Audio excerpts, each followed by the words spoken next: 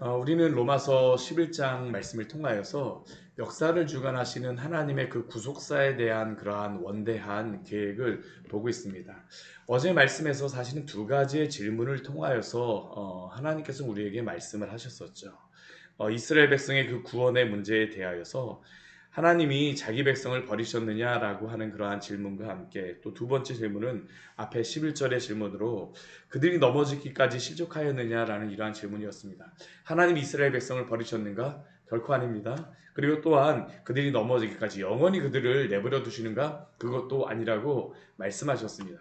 하나님의 주권 가운데에 이스라엘을 걸려 넘어지게 하셨지만 그것을 통하여서 하나님께서는 또 이방인을 구원하시는 그 방법으로 삼으셨고 또한 한편에서는 이제 하나님께서 이스라엘을 시기나게 함으로 말미암아 구원하실 것이다 라는 것을 이제 오늘 말씀에서 또한 말씀하고 있습니다. 어제 11절 말씀에서도 구원이 일방인에게 이르러 이스라엘로 시기나게 함이니라고 말씀하셨는데 오늘 14절 말씀에서도 거의 유사한 말씀을 하고 있습니다. 이는 홍대에 골육을 아무쪼록 시기나게 하여 그들 중에서 얼마를 구원하려 함이라. 우리는 이스라엘 백성의 그러한 현재의 모습을 볼 때 아니 이스라엘 백성들이 하나님의 백성인데 왜 믿지 않을까? 저도 그 이스라엘 가서 참 이게 좀 당황스러웠던 게 무엇이었었냐면 수업을 받거나 뭐 교육을 받거나 뭐 사람들과 이야기하는 중에 이스라엘 사람들이 우리는 그 팔레스틴 사람들하고 이스라엘 사람들하고 관계가 너무 안 좋다라고 생각을 하잖아요. 그렇죠? 근데 이스라엘 사람들이 유대교하고 오히려 이슬람하고 관계하고 그 유대교하고 기독교와의 관계에서 이스라엘 사람들이 더 가깝게 여겼던 그러한 사람들은 누구냐면 사실은 이슬람 쪽이라고 이야기를 하더라고요. 아, 왜 그랬었냐 하면 이게 그 유대인들을 기독교인들이 사실은 예수님을 못 박았다라고 하는 것 때문에 핍박하는 그러한 역사가 있었습니다. 그러다 보니까 이러한 것들 때문에 이 유대인들의 마음속에 이 기독교보다는 오히려 이슬람 쪽에 더 가까운 그러한 마음이 있었다라고 합니다. 근데 그럼에도 불구하고 우리 그 구원, 이 하나님의 그 구속사의 관점에서 본다면 이스라엘 백성들의 그러한 현재의 상황은 기독교인에 대하여서 사실은 그 별로 좋지 않아 하는 그런 마음이었었지만 근데 하나님께서 어떻게 하신다라는 겁니까? 그들을 구원하시겠다라는 것을 우리에게 말씀하시는 것입니다. 이방인들을 그 예수님 믿는 것을 향하여서 유대인들이 보고 시기나게 함으로 말미암아 그들이 하나님께 돌아오게 하겠다라고 하는 것이 바로 하나님이 계획하시는 그러한 방법의 말씀이죠. 참 이것은 우리가 우리의 그러한 그 생각들을 내려놓아야지만 볼 수 있는 그러한 믿음의 모습입니다. 사실 이스라엘에서 전하여 주신 이 복음의 말씀이 어찌 보면 이스라엘이라고 하는 나라는 굉장히 작은 나라입니다. 그렇지 않습니까? 우리나라 뭐 강원도 정도의 그러한 크기밖에 안 되는 그러한 나라인데 그곳에서 예수님께서 그 죽으시고 부활하시고 또 12명의 제자들에게 복음을 전하셨는데 그 전하여진 그러한 복음이 우리에게까지 전하여졌다? 사실은 이것은 인간의 방법으로는 전혀 기대할 수가 없는 것이었습니다. 그렇지 않습니까? 그 이스라엘, 그 중동의 한 변방에 있는 그곳에 전하여 쓰는 그 복음이 어떻게 우리에게 전하여 줄 수가 있습니까? 오직 하나님의 그 구속사의 영원하신 것을 통하여서 우리에게 전하여 진 줄 믿습니다. 우리의 생각과 다르다 할지라도 하나님께서는 당신의 방법으로서 당신의 그 구원의 사역들을 이루어 가신다라는 겁니다. 그리고 이것은 단순히 이스라엘 그 우리에게만 그렇게 되는 것이 아니라 이스라엘에게도 그렇게 하시겠다라는 것을 우리에게 말씀하시는 겁니다. 오늘날 이스라엘에 가서 그들이 아까도 말씀드렸던 것 같이 예수님 믿으세요. 뭐 요즘에는 그래도 좀 마음이 열린 그러한 부분들도 분명히 있습니다. 그러나 그들이 예수님을 믿고 돌아온다라는 것을 우리는 사실 기대하기가 쉽지 않습니다. 그러나 하나님께서는 하나님의 방법으로 오늘도 당신의 그러한 일들을 이루어 가실 줄 믿습니다. 우리의 주변의 그러한 것들도 그렇죠. 이 주변에 많은 사람들이 예수님을 믿지 않고 또한 우리의 가족 중에서 그 마음이 주님께로 멀어진 그러한 상황처럼 보인다 할지라도 하나님은 하나님의 때에 하나님의 방법을 통하여서 하나님의 일을 이루어 가실 줄 믿으시기 바랍니다. 이게 오늘 우리에게 또한 가지기를 원하시는 그러한 모습입니다. 오늘 15절 말씀에는 또 하나님의 역사적인 그러한 것들을 한 가지를 보여주고 있는데, 이 15절 말씀 같이 한번 읽어볼까요? 그들을 버리는 것이 세상의 화목이 되거든 그 받아들이는 것이 죽은 자 가운데서 살아나는 것이 아니면 무엇이리요? 이 15절의 말씀에 대하여서 우리가 이해하는 게 쉽지가 않습니다. 이 부분에 대해서 많은 사람들이 여러 가지 뭐 해석들도 있지만, 근데 많은 그러한 그 분들이 이것을 이해하기로는 무엇으로 이것을 우리가 해석을 하냐 하면, 그들을 버리는 것, 이스라엘을 버리는 것이 세상의 이방인에게 화목이 되어졌지만 다시 하나님께서 그들을 받아들이는 것이 죽은 자 가운데서 살아나는 것. 이 죽은 자 가운데서 살아나는 것이 무엇이겠습니까? 물론 예수 그리스도의 죽으심과 부활에 대하여서 생각할 수 있지만, 그러나 그것은 어떻습니까? 벌써 이미 이루어진 것입니다. 근데 아직까지 죽은 자가 살아나는 그러한 일들이 앞으로 일어날 그러한 때가 있습니다. 언제일까요? 재림의 때입니다. 결국 이것을 통하여서 우리는 무엇을 볼 수 있냐면, 하나님께서 이 역사를 주관하시는 그러한 마지막 때에 이스라엘이 회개하고 주님 앞에 돌아오는 일들을 하나님께서 이루어 가실 것이다 라는 것을 오늘 15절 말씀을 통하여서 우리가 또한 기대할 수 있는 것입니다. 이것이 어떠한 방법으로 어떻게 이루어질지 모릅니다. 그러나 그들이 이 복음을 받아들이는 그러한 때에 하나님께서는 또 예수 그리스도의 재림의 때가 가까웠음을 이 말씀을 통하여서 우리에게 말씀하여 주시는 것이죠. 결국 이것은 우리에게 역사를 주관하시는 분이 누구인가라는 것을 우리에게 보라라고 말씀하십니다. 우리는 오늘 당장의 그러한 삶에서만, 오늘 나의 그 주변에서만, 내 생활에서만 생각하지만, 하나님은 오늘도 이 역사를 주관하시며 하나님의 그 놀라운 구속의 계획들을 이 역사 가운데서 펼쳐가시며 성취하실 줄 믿습니다. 그리고 그 가운데에 우리의 삶도 있음을 기억하십시오. 우리가 이 믿음을 가질 때 우리가 낙심하지 않고 온전히 주님을 믿고 살아갈 수가 있는 것 아닙니까? 믿음은 우리를 신뢰하는 것이 아니라 주님을 신뢰하는 것입니다. 주님을 신뢰하고 나아가는 그 귀한 믿음을 가지시기를 바랍니다.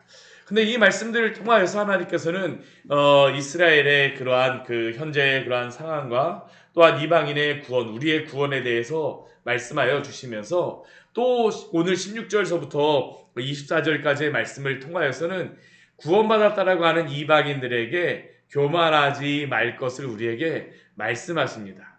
이게 또 우리에게도 한편으로는 굉장히 경고가 되어지는 말씀이죠.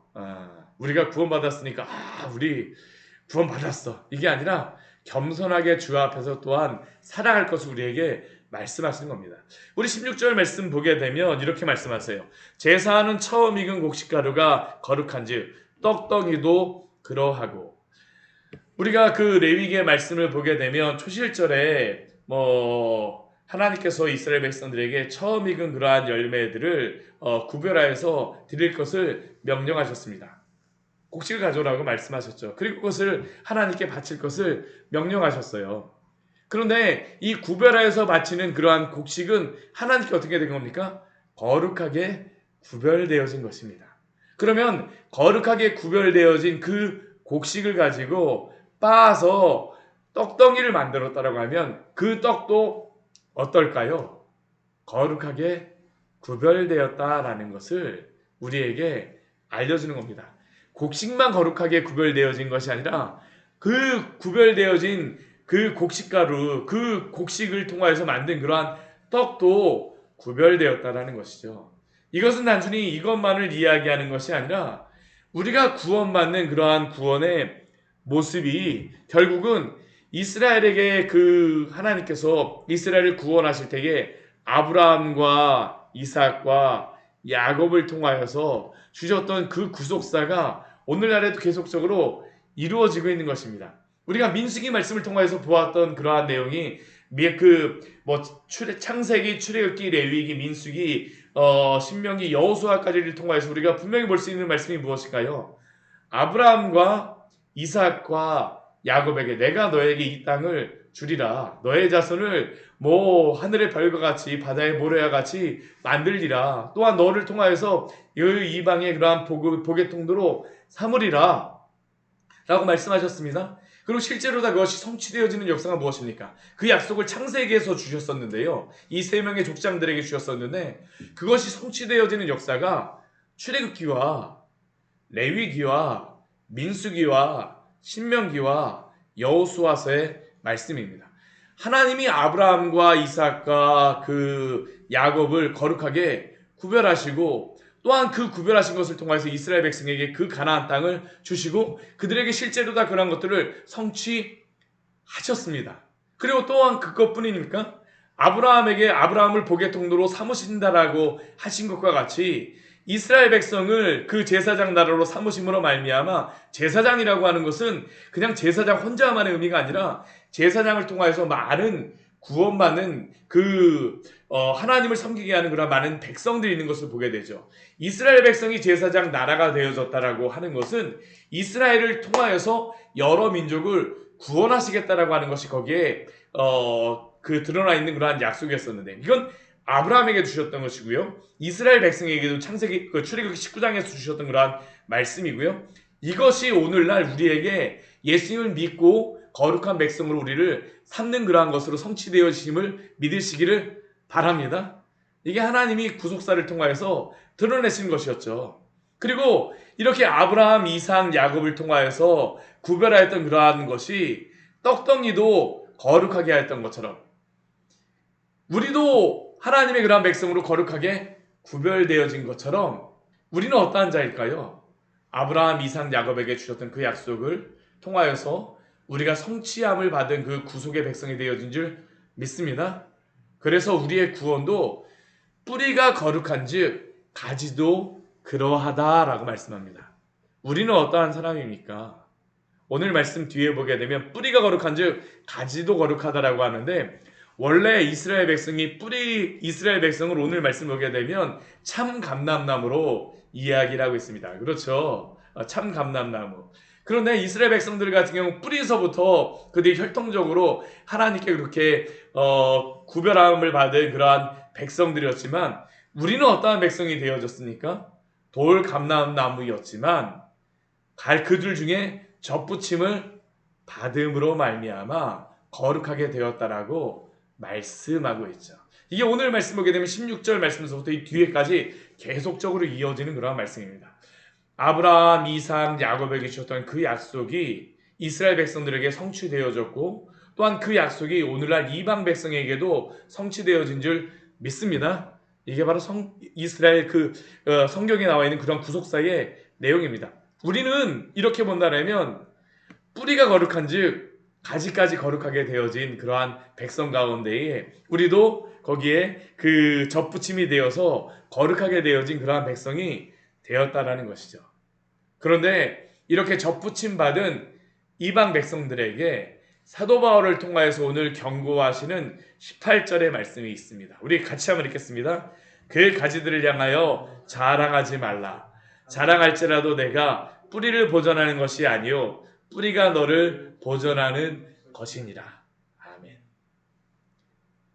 우리가 이스라엘 백성들을 보면서 저들이 왜 구원을 못 받았을까? 그렇게 하지 말라라는 것입니다. 이 모든 구속의 역사는 누가 주관하시는 것입니까? 하나님이 주관하시는 줄 믿습니다. 그렇게 우리는 우리가 구원받았다라 해서 교만하지 말라라고 말씀하세요. 자랑하지 말라라고 말씀하십니다.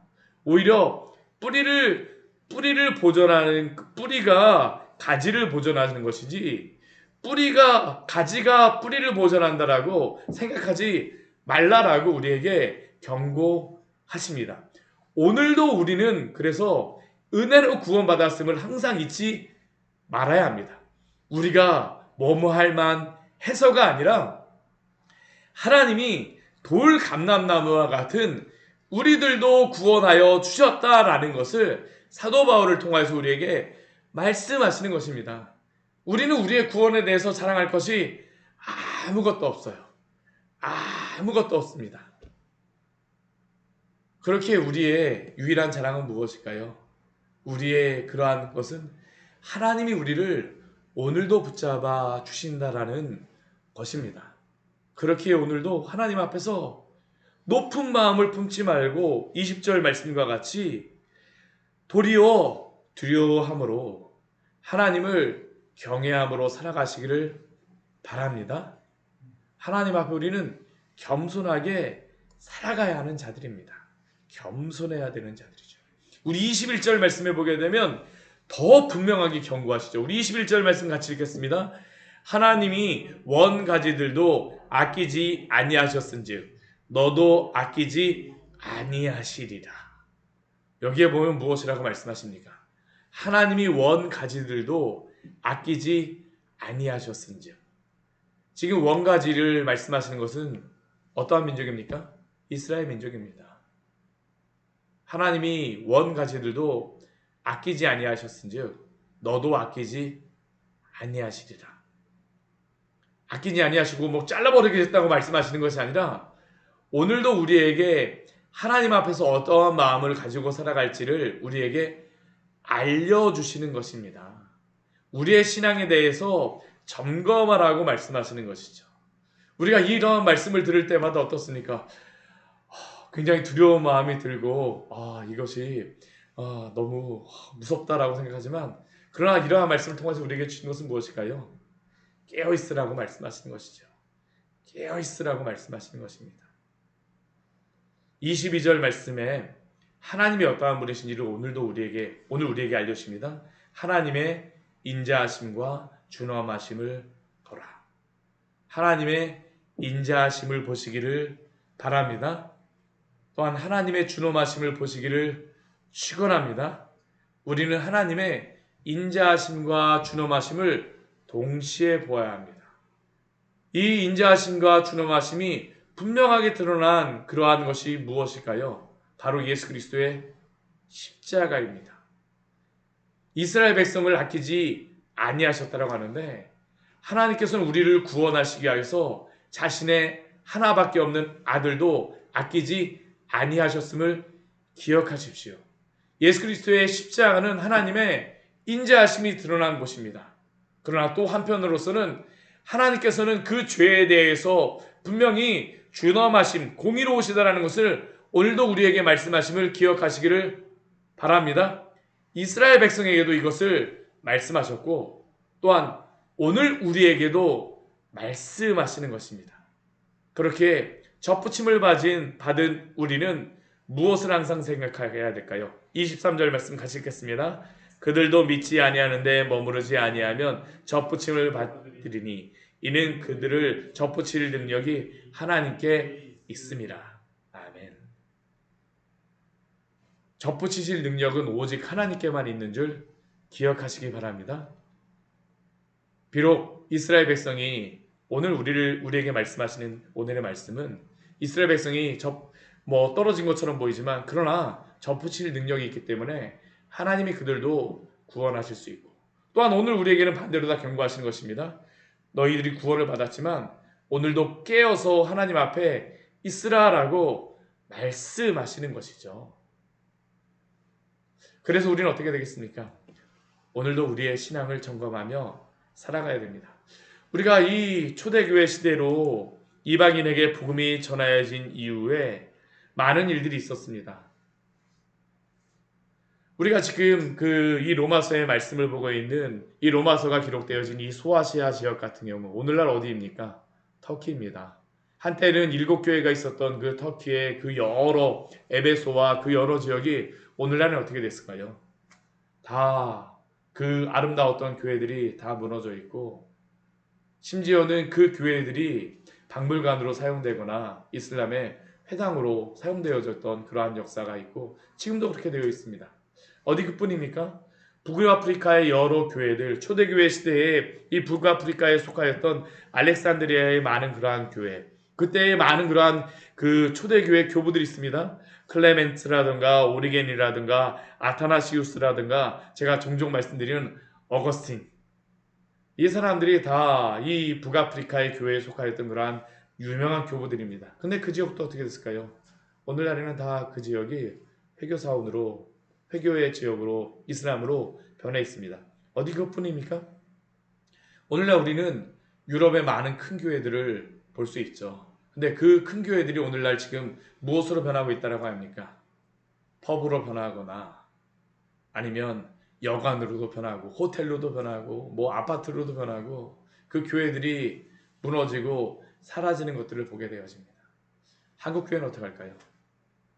저는 오늘 이 부분에 대해서 우리가 기도해야 된다고 생각을 합니다.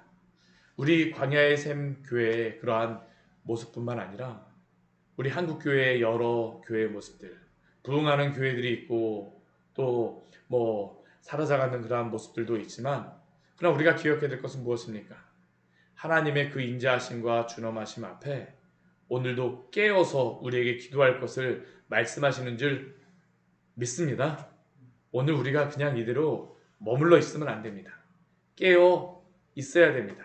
어제 우리 오후 예배 때 말씀을 나누었지만 교회와 성도는 성장해야 됩니다. 에베소서 말씀에 보게 되면요, 어린아이로 머물러 있지 말라라고 말씀하십니다. 장성한 분량까지 성장하라고 말씀하십니다. 이게 오늘 우리에게 주시는 말씀임을 또한 기억하고 오늘도 깨어 주의 백성으로서 백성답게 주의 거룩한 나라를 위하여 또한 애쓰시고 분투하시기를 바랍니다. 같이 기도하도록 하겠습니다. 하나님 아버지, 오늘 말씀을 통하여서 우리에게